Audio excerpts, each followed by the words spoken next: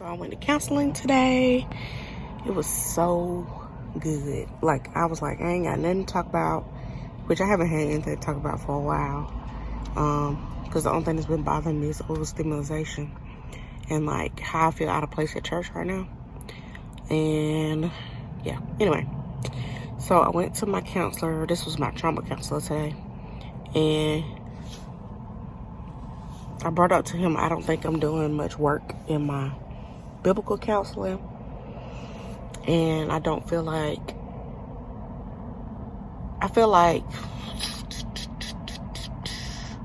I was in a place of deep trauma, and now I'm in a place of like some kind of baseline, and I haven't had too many fallbacks or anything like that. And so I kind of feel like we are stagnant, like don't know where to go next or know what to talk about next or anything. And it's really honestly aggravating me, because what's the next thing, what we're gonna learn next kind of thing, and we don't have that. Like, I'm not sure if any therapy has it to where once you get to a place where you're healthy, what do you start talking about? Like, because I would assume before, when I had people I was going to and they wasn't helping me, I would still talk through my weekly frustrations. But I honestly don't even have too many of those at this point. I get sad about money stuff sometimes. I get sad about, I have days where I get upset, but usually by the time I get back to the house, I end up the day, I don't have anything that's like lingering and bothering me. So, yeah.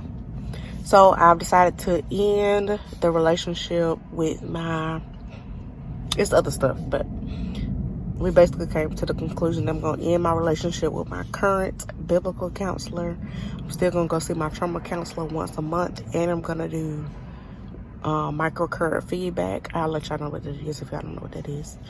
I already do EMDR, which is where you tap while you process your trauma. It's more complicated than that, but that's basically what it is. You tap while you tell your trauma, and it activates both sides of your brain. So then it tells your brain to file that information somewhere. That's a short version. Right now I'm at Arby's bus stop. They still got like, I think, a whole 30 minutes before they get here. I got here an hour early, but I was like, I don't even going home. I'm sleepy. And then turn around, come back, get in Arby, and we gotta go to gymnastics. So I'm gonna just pick her up. We're gonna do homework outside at gymnastics on the picnic table and go straight to gymnastics and go home. Oh well, get over it. And then, let's see, I got permission to quit some things, which is hard for me to quit stuff because when I commit to something, it's just something that I always want to do, basically. So I'm quitting. I'm in 2 different small groups. If you don't know what a small group is, it's like a Bible study of people, I guess a smaller Bible study group. So we have 4 at our church. We used to have like 8. Now we have 4. And I just really don't fit in with my small group. I don't feel like they can see my perspective, things of that nature. I tried it out for like all of fall, and I'm like, I can't do it no more. And I was already going to 2 different ones. And then the second one I'm going to stay in. So I'm releasing that one, getting out of it. Yay, I'm excited about it. And then, what else? I was quitting something else. Oh, it's this trauma group I go to where, I see a woodpecker. It's been so long since I seen a woodpecker. And then a woodpecker with a red head. That's kind of cool. I forgot what I was saying. Oh, this group that I go to, it's a trauma group.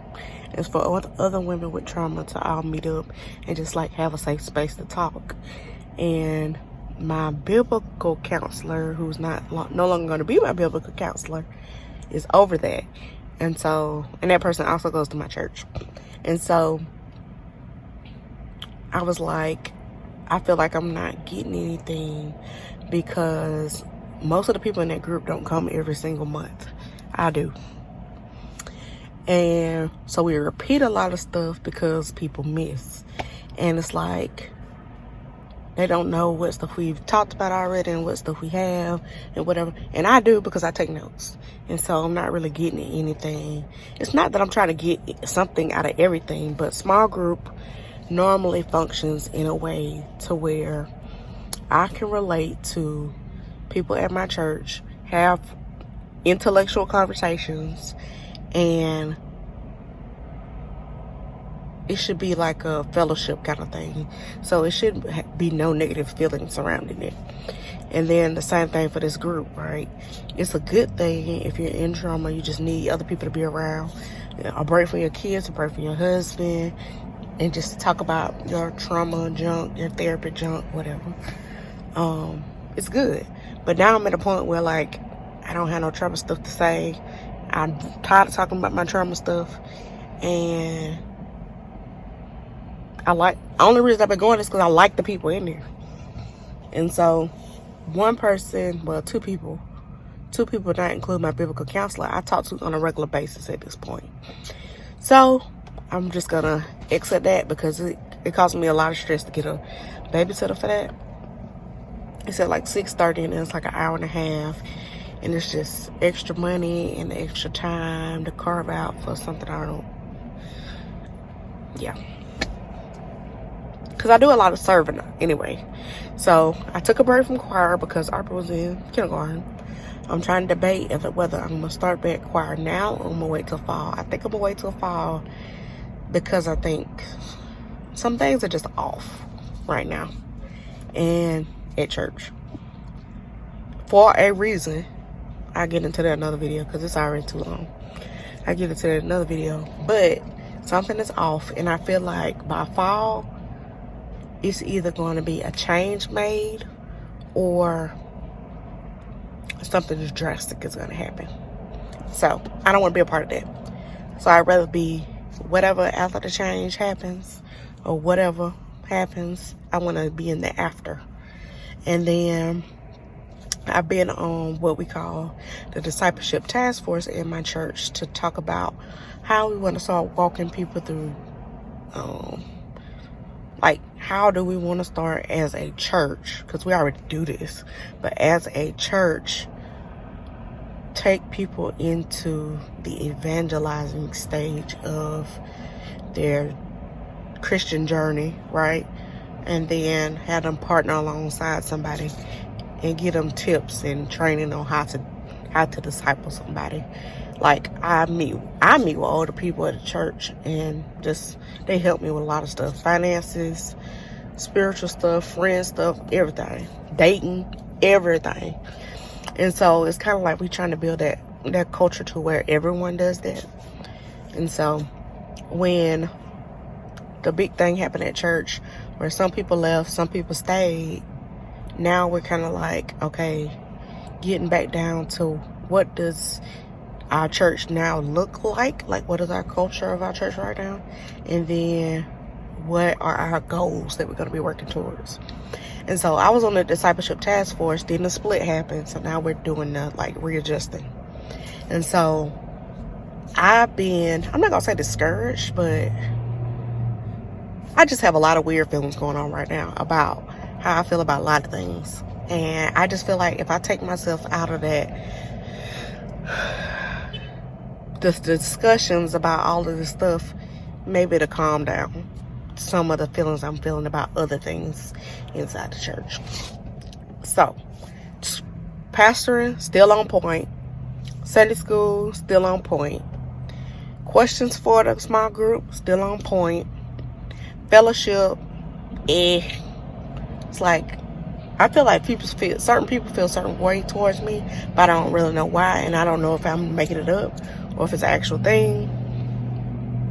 Because I'm also, so that's what I was getting at. So I was saying I could cut off those things, the trauma group, one of the small groups, because I'm doing so much other stuff. I'm not doing choir right now, which is a thing that I normally always do. I still greet multiple Sundays. Usually at least one Sunday a month. If somebody else calls out or is not there, I go do that. I'm still vice president of women's ministry. And then I still just help out with other various activities. I sign up to volunteer and all that stuff. And so, and I just thought about it. This year I'm supposed to actually be on a, what is it called? Some kind of council. I'm trying to think, how do they explain it? Advisory council for a disabilities ministry. And I need to be writing, which is going to be, is a part of my ministry. So that's a lot of outpouring. So God has been telling me to not be as vocal as I normally am in church, like Sunday school type settings. And I think it's because I'm supposed to be pouring that information into my books, which I did some writing today. So that was good. I went to another Broken Egg, because y'all know that's my favorite place. And did some writing there.